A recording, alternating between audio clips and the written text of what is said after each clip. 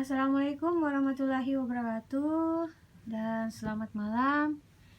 Kita ketemu lagi di video BDR, yaitu video belajar dari rumah. Dan saya harap kalian dalam keadaan sehat walafiat, dan ibu harap kalian masih tetap tinggal di rumah, kemudian jaga jarak, dan kalau keluar pakai masker. Oh ya, untuk materi kali ini adalah tentang bab baru ya, materi turunan. Nah, turunan yang kita bahas di sini pun kita persempit di fungsi aljabarnya. Tentu kalau kalian baca buku paket, nah di sana juga akan tertulis ada kata derivatif. Nah, derivatif itu sama dengan kata turunan. Derivatif bahasa Inggris, turunan bahasa kita. Nah, tentu untuk masuk ke bab ini, kita tidak langsung membahas menjawab soal atau apa ya, kita ke definisinya dulu lah, kita mengenalnya dulu. Nah, kita kenal dulu apa yang kita pelajari hari ini ya, secara umumnya apa definisinya. Nah, kata penemunya ya, dia mendefinisikan turunan itu adalah laju perubahan fungsi fx di x sama dengan a. Nah, tulisannya atau simbolnya itu dia menulisnya seperti ini, f aksen a. Jadi ini kamu baca jadi turunan pertama di x sama dengan a, atau ada yang membacanya dengan f aksen a. Nah, bagaimana sih definisinya ini ya? Perhatikan bahwa turunan itu adalah bagian daripada limit.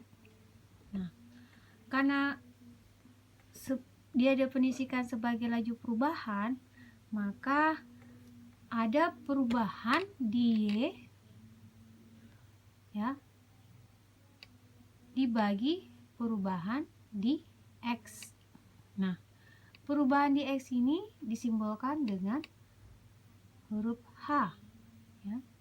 Sedangkan perubahan di y itu adalah selisih dari fungsi a tambah h dikurang fungsi a.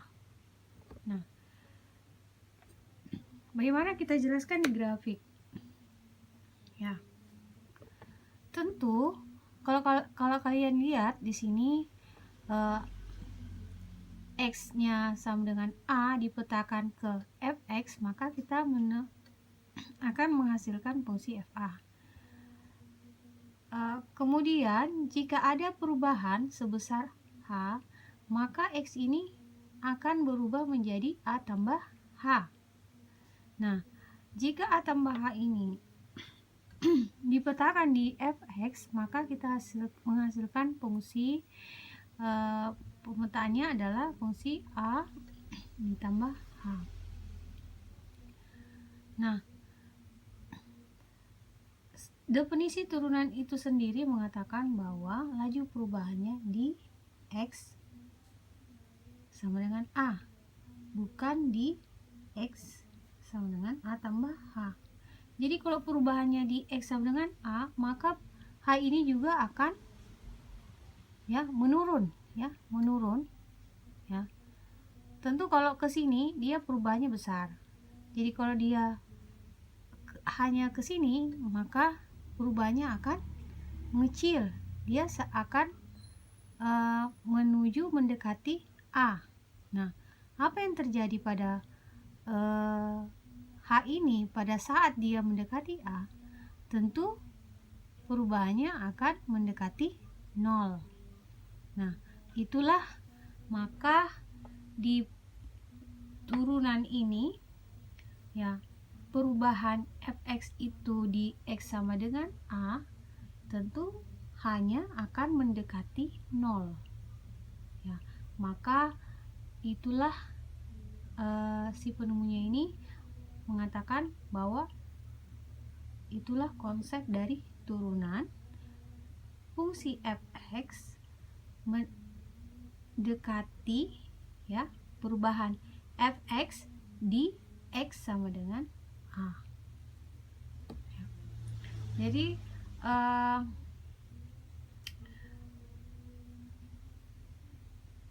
ya, sampai di situ itulah definisi turunan. Kemudian nanti kalian juga akan melihat ada simbol-simbol baru, ya. Di sini ya, ini dibaca f aksen x atau turunan pertama x. Kemudian ini adalah notasi Lipschitz. Nah, ini notasi Lipschitz, ini sama dengan turunan juga. Ini turunan pertama fungsi f terhadap x, ini turunan fungsi y terhadap x. Jadi dia ini dibaca df dx, ini dibaca dy dx. Oke, untuk pengenalan turunan kali ini, tentu kalian apa sih penerapan turunan itu? Nah, coba kalian perhatikan turunan ini banyak dimanfaatkan di ilmu lain, ya, yang ada kaitannya dengan matematika, ya. Jadi baik di fisika, kimia, ekonomi, biologi, dan matematika itu sendiri. Nah, ya, ibu catat di sini ada sampai 10, ya. Nah, kalian bisa lihat, kita bisa mengetahui kecepatan sesaat, menghitung pendapatan sesaat, ya, menghitung laju epidemi penyakit, ya. Jadi kalian kalau lihat grafik COVID, perkembangan atau distribusi atau penyebaran penyakit COVID-19 itu kalian bisa lihat, oh, ada grafiknya agak lonjong, ada grafiknya yang agak apa ya, yang itu enggak tidak terlalu curam seperti itu. Nah, itu kalian bisa hitung, ternyata ada berbeda lajunya, ya, di setiap waktu, ya. Nah, untuk ya, ibu enggak bisa ibu enggak perlihatkan di sini, ya, tapi kalau kalian buka di YouTube, kalian buka di di online berita COVID itu, kalian akan disajikan grafik penyebaran COVID-19, ya. Jadi perkiraannya ada yang memperkirakan kalau penyebarannya melonjong itu lajunya berapa, kemudian grafiknya agak melengkung, tidak terlalu melengkung, lajunya berapa. Nah, itu kalian bisa gunakan konsep turunan ini, ya. Kalian bisa tahu lajunya pada saat hari sekian itu berapa, ya. Nah, sampai itu kita bisa mengetahui tinggi maksimum bola, ya, pada saat kalian main basket atau menendang bola bola kaki, ya, sepak bola itu, ya, kalian bisa menghitung tinggi maksimum bola yang kalian tendang itu atau kalian lempar itu. Kemudian kalian juga bisa mengetahui luas maksimal suatu area, ya, bagaimana kalian menggunakan berapa banyak pagar yang dipakai, dan seterusnya. Kemudian 7, mengetahui kemiringan garis atau biasa di sini sebut gradien. Kemudian di matematika itu ada kita bagaimana menentukan nilai stasioner, nilai maksimum, nilai minimum, maupun nilai belok. Ini ada kaitannya dengan membaca grafik atau kurva.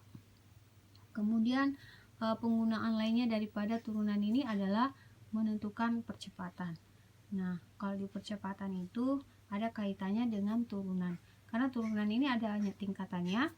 turunan tingkat pertama, turunan tingkat kedua, ketiga, dan seterusnya. Jadi kalau percepatan biasanya kita menggunakan turunan tingkat kedua. Kemudian contoh yang lain penerapan daripada turunan ini adalah kita bisa menyelesaikan limit bentuk tak tentu. Kemudian ini disebut aturan L'Hospital. Oke, untuk sementara sampai di sini dulu untuk pengenalan turunan definisinya. Terima kasih.